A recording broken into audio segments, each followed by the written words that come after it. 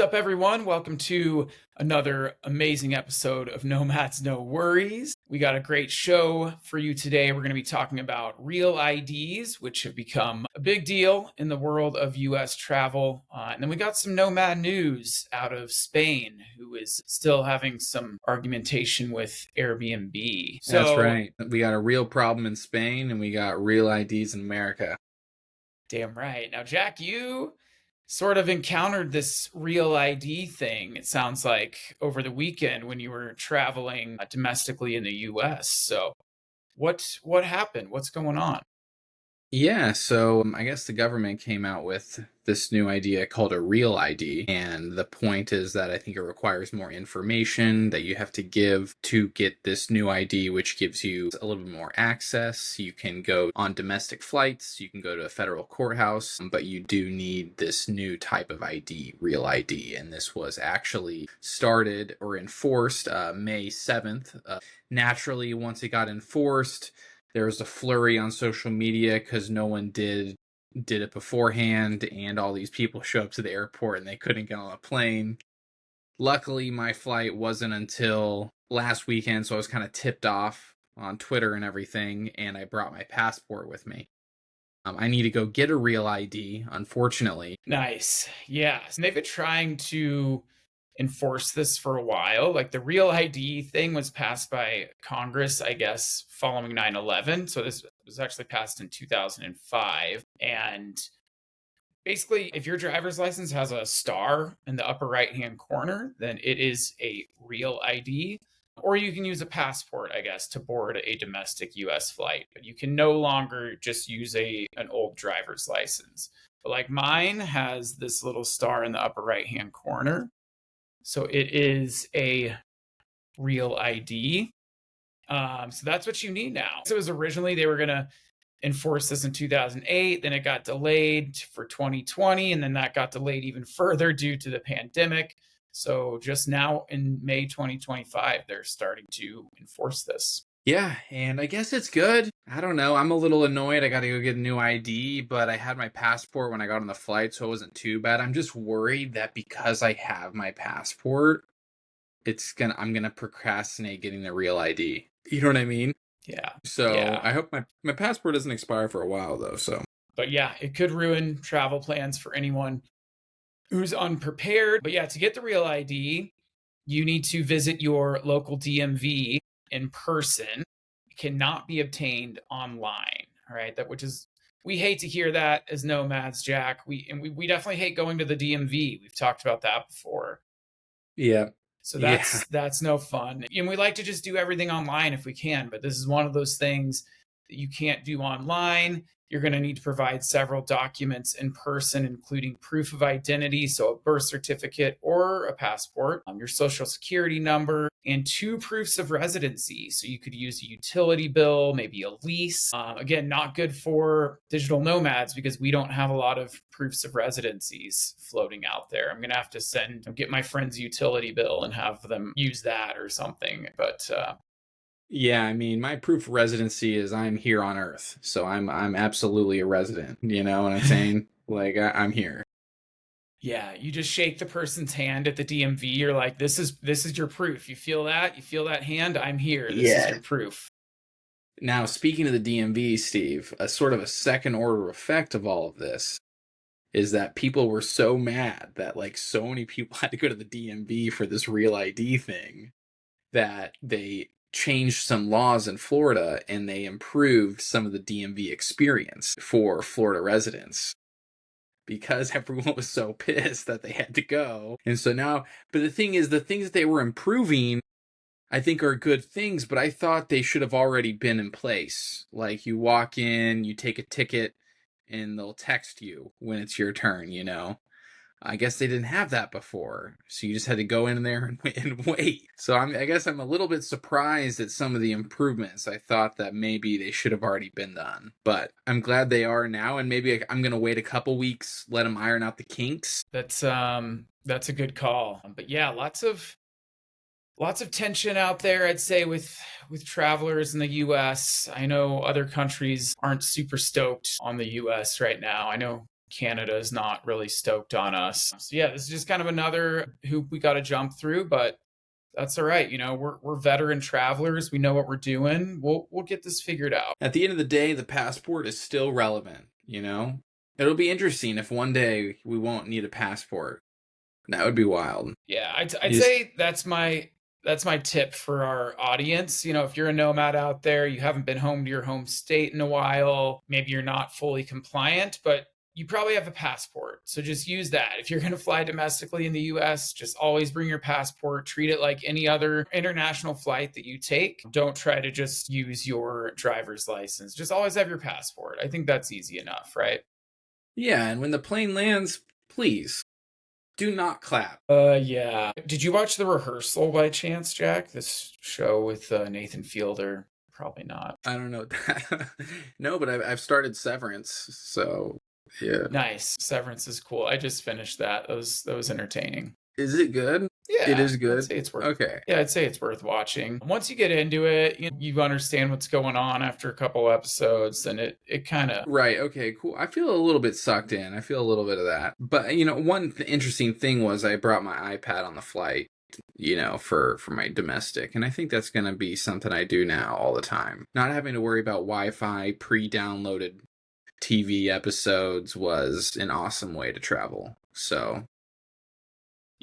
Yeah, you just got to remember to download things ahead of time. Or if you have Netflix, they'll do smart downloads. So if you do forget to download things, it'll just like based on your recent things that you've watched, it'll download some stuff for you. So like as a last resort, if you have nothing downloaded, nothing to do, you can go to the smart downloads on Netflix and it'll have some stuff on there for you. It's usually a bunch of trash that I don't want to see, but at least it's something.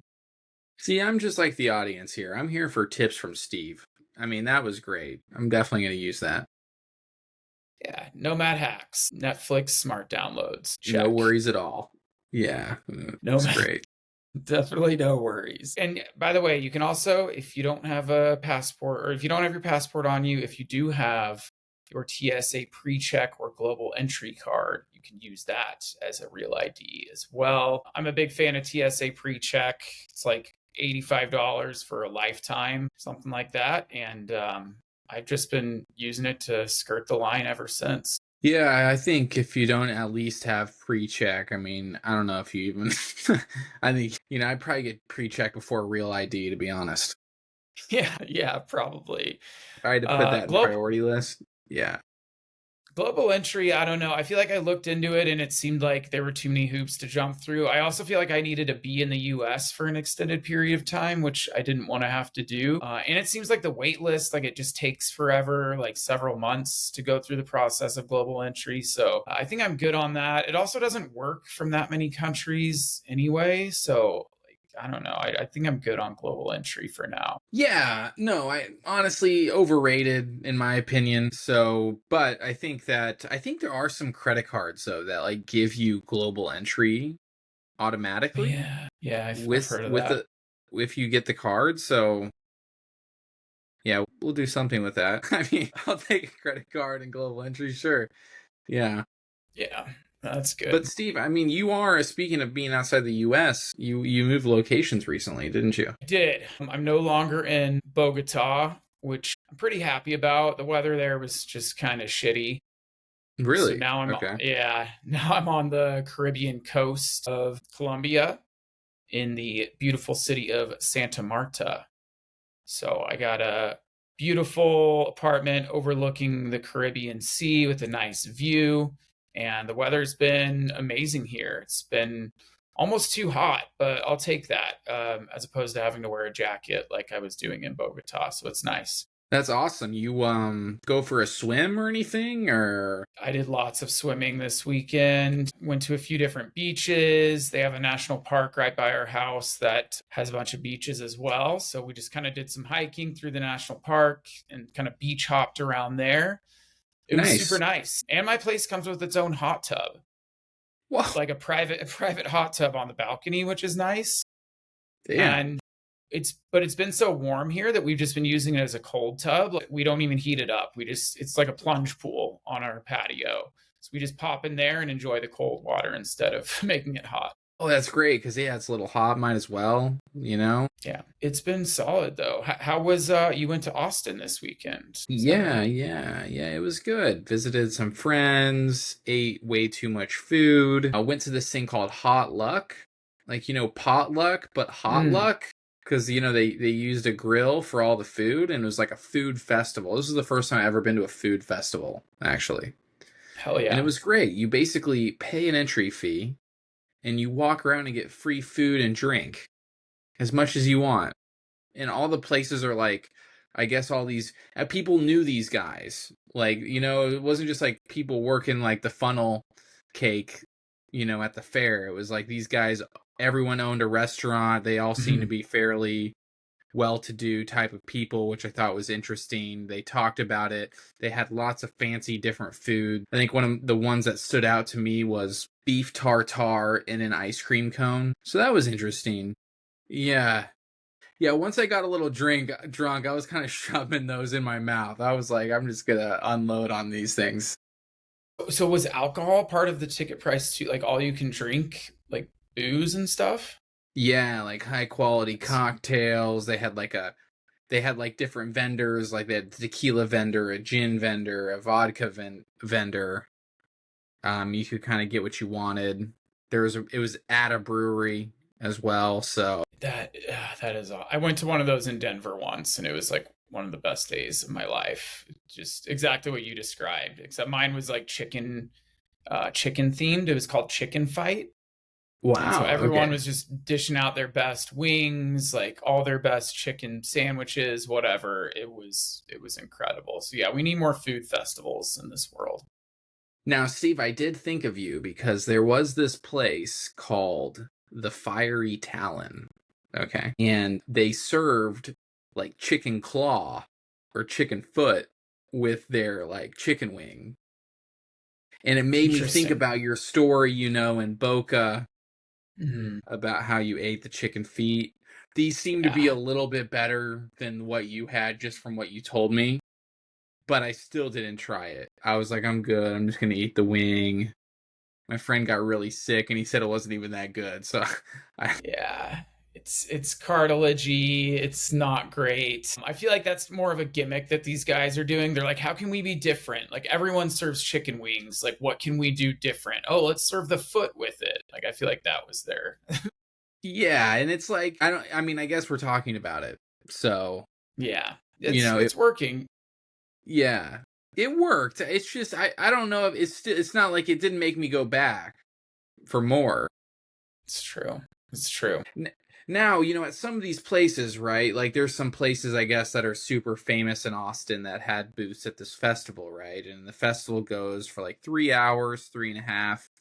And some of these people, they ran out of food within an hour. Like there was some legendary barbecue spot. The line was like long the whole time. And then all of a sudden, an hour in, they're out of food.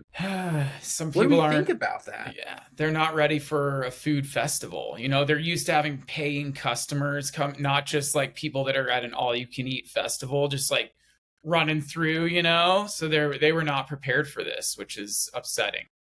I feel like, maybe you got to have like a secondary meal. Like, okay, you bring out your first stuff. It's super great, but don't just pack up the whole thing. Put some celery out there, some ranch, something. Yeah, have some respect for your own brand. If you're going to put yourself out there, you got to feed the people. Yeah, come on. What did Jesus do? Yeah, he You know? multiplied fish or whatever, right? Like he took one Yeah. fish and he turned it into 100 fish or something like that. Yeah, you got Yeah. to be more like Jesus. Yeah, without a multi-million-dollar company, he did that. These guys are raking it in. I'm throw some more brisket on the in the smoker. Yeah, come on, guys. That's disappointing, but I'm sure you got plenty full and still were able to eat lots of food. I'm Now, hoping. I never tried that, but I did hit a wall. I tried all day not to eat anything, and I still got like so full I like needed a breather. I was like, I need to go like I need to like go like sit on this picnic table. Like I think I literally have a piece of food in like a part of my stomach that I didn't even realize that was my stomach. That's good. All right, so it sounds like it was worth the price of admission. Yeah, it was still That's good. ridiculously expensive, That's but good. yeah, yeah, it was good. That's good. Oh, that's good. I love Austin. Girlita and I were recently talking about, because people always ask us, they're like, where would you live in the US, if you Yeah. wanted to settle down? And like she brought up Austin, and I was like, actually, that's a pretty good take. Like I forget about Austin because it's not coastal. Like I don't know, my mind always goes to the coasts when I think of where I want to live and stuff. Or it doesn't go to Texas usually when I'm thinking that. But Austin Hmm. is a great city. We have friends there, obviously. We've nomaded there. Like I've experienced living there, and it's a great place. So yeah, definitely high on the list of places I would live, I'd say. Yeah, it's nice. It feels very American to me. It's like a good old American city Yeah. in the best way about it. Yeah, yeah, exactly. Yeah, Yeah, who it's doesn't it's like that? well, good, man. I'm glad you had a good weekend. Should we talk about Thanks. Spain, dude? Let's do it. So, Spain and Airbnb have had a rough relationship recently. There's been a Mm. lot of viral content of people in Spain telling tourists to go home, like they're driving up all the housing prices, which we've talked about this a little bit on the show, and there's a lot of, there's certain cities around the world that are upset with Airbnb. It's kind of pushing out locals from all the best areas and things like that. So what happened recently is Spain's Consumer Rights Ministry ordered Airbnb to remove more than 65,000 listings in the country. So this is Spain's latest attempt to deal with over-tourism and a growing housing crisis. So the ministry said that the listings violated short-term rental rules, like not including license numbers or using fake license numbers, or not specifying if the property was owned by an individual or a company. So apparently these are all laws that you need to obey if you have a rental property. So yeah, Spain ordered Airbnb to scrap these listings. And Airbnb Wow. has appealed the decision. So Madrid's high court recently sided with their government this week, which is crazy. So Airbnb out of a job a little bit. Yeah, and Airbnb said in a statement that it would continue to appeal the order. So it's still arguing that, the housing supply is to blame for a lack of affordable units for residents, not necessarily an increase in lodging for tourists. The list of rentals includes properties in lots of popular destinations like Madrid, Catalonia, Valencia, the Basque Country, where I recently went. So yeah, it's a crazy thing. I don't know what to say. Yeah, I mean, it looks like they were taking a little siesta on the job, if you ask me. Yeah, dude, have you been on Airbnb recently? That Airbnb also just rolled out like Airbnb 2.0.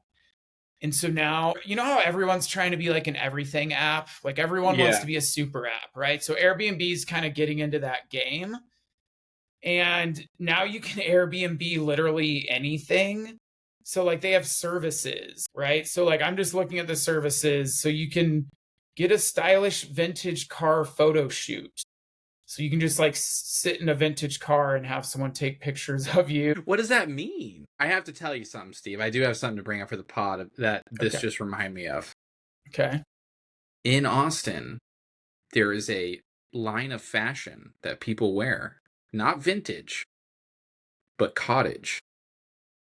Mm, They dress up like they are a settler, Little House on the Prairie, and they stop. dress up, and that's what they wear. Okay, so is Yeah, this kind of like like the hipster look, of like you kind of dress a little bit old timey? Like, is that what it is? dude, it's like straight out of like they walked out of a Smithsonian exhibit for like the Wild West. And we had this woman who's a waitress, right? And we're at this place called the Odd Duck, and it's kind of like it's got like a old west kind of vibe, but not really, like still pretty modern. And this waitress comes up and she's got a bonnet on, one of these like floral, like that looks like, Red Riding Hood type of dresses. And I was like, wow, that's crazy. I can't believe they make them wear that, to like the people I was eating dinner with. And they were like, no, she's wearing that like by choice. Like she doesn't have to wear that. Like everyone else is wearing like normal ass, waiter outfits, and she looks like Dorothy. So just a side thing, you're going to move to Austin. you might change. There's a lot of different styles that, might affect your wardrobe.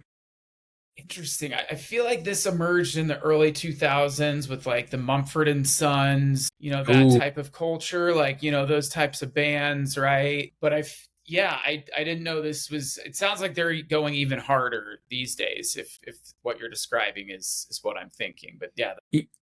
yeah, it's called cottage core. I guess that's what the Zoomers call it. All right. Yeah. That's just the thing. I think I'm too old to understand fully, but, do Yeah, what you got to do. yeah. But back to the news at hand. So, Airbnb services, you can also hire chefs. You can do training, right? Like you can, get a personal trainer, yoga instructor, massage, makeup. You can have someone do your makeup and you can order all this through Airbnb. Okay. So it's actually really annoying. Like I just wanted to look up, like an apartment or whatever I normally look up on Airbnb and it defaulted to these services, right? So I like typed in my location, whatever I was looking for, Paris or something, and then it's like all these like photography things in Paris. And I'm like, what's going on? Like where are the apartments? And yeah, this is Airbnb's new era. They're just trying to be more of an everything app. So Wow. Okay. I guess I dig it if it works. I mean, yeah, sure. I mean, it's every app just wants you to spend all your time and all your money on their app, right? Like they're like, don't go to Uber Eats or whatever for services. Just get it all here, bro. yeah, So when is it going to be like Airbnb for Zillow? You can start buying Airbnbs. You're like, I love this Airbnb. I'm buying this thing. Buy now instead of rent for the month of June. Just buy it. yeah, One yeah, just throw click. a bid. Yeah, yeah, click one click buy. Let's do You it. show up. The lady's like showing you around the house. You're like, thank you. Yeah, I'll take the keys and the deed. Thank you so much. That's incredible. They're like, yeah, you can take off that cleaning fee. I own the place now, so I'll clean it myself or not. It's Yeah. my choice. So But either way, you're wearing shoes in my house. Tell them that. Like, But that's great. So yeah, it's Spain and a lot of other European countries are kind of scrambling to address rising rent and housing shortages in popular cities. We've seen some anti-tourist protests that have sprung up. When I was in Spain, I saw some graffiti that said like "tourist go home" and shit like that. But yeah, about 321,000 homes in Spain had holiday rental licenses as of November 2024, which is up by 15% from 4 years prior. So that's a lot of homes that are that are holiday rentals now. So I can understand why they're upset. I hope it gets figured out. But at the same time, I also want to be able to go live in an Airbnb in Spain for a month if I want to. So hopefully there's still some options out there. yeah, it doesn't seem like a real fix, in my opinion. I think they building some more houses could be good, or maybe they need it. Hey, I know it's easy for us to say, but they work a little harder. Every time I'm in Spain, I don't know if there's really are they working that hard? I don't know. TBD. Where is Yeah, no. everyone? It's 2:30 on a Tuesday. Where is everyone? Like, or I want to get lunch somewhere and it's like, it's 12:30 and like there's no restaurants open for lunch. Like they're, oh no, we don't open until 1. I'm like, damn, guys, like you guys don't do anything until 1 p.m. Yeah, like come on guys. Like no wonder you can't afford your rent. Someone else brought up like, Europe just has a population density thing. They're like, oh, these Europeans came to visit Atlanta and they thought they could just park their car and just walk around and explore the city. It's like, no, Atlanta, you can't even do that. Like you need a car to even explore the city. You can't just like walk around. Whereas European cities, you can just get off on the train and just walk around with no car, no problem. So it's just different. The cities are older. They weren't built to handle this many people. So yeah, the population density, they need to figure that out and somehow expand these cities. But I'll let someone else plan that, not me. Yeah, and I wonder though, like in the middle of Spain or like in the less sought after areas, do they have a lot of land? I feel like they kind of do, but I feel like it's the same thing with America. Like we got a lot of land in America, but everyone wants to live in South Beach. I don't blame them. Yeah, I don't blame you. Do you think there's an Airbnb crisis in South Beach? Are people complaining about that? They do. Well, they have a lot of signs up that say, no short term. So you got to at least rent for 6 months, that kind of thing. Or you got to Yeah. be like in a highly regulated zone area. Yeah. Yeah, that makes sense. I like the ones that are like not 6 months, but it's like a 1 month minimum. Like I usually take advantage of those. So it's like, Yeah. no, I'm not a short-term rental guest. I'm here for a month, so it's all good. Yeah, I'm getting groceries. Don't worry about it. Yeah, yeah, I'm doing laundry. Okay. If I was here for 3 days, would I be doing laundry? Maybe, Yeah. but I You want to see no. my real ID? Here, I'm a Yeah. resident. You want to see my real ID? So, Steve, have you used any of the services on Airbnb? No, no, not yet. But Are I'll you look gonna? into it. Yeah, I'll look into it so we can report back on the pod. See I'll do what's one up. too. I'll book something like a massage or some shit like that. Yeah, like, Yeah, book a massage, man. You deserve it. thanks. So do you, Steve. Maybe we could like do a pod where we have each person we're getting massage like while we're on the pod. Like, how funny would that be? That's a really good idea. I love that idea. All right, All we'll right, plan that. we'll actually make that. That'll be part of our kind of IRL streaming session. Yeah, yeah, that sounds Yeah, good.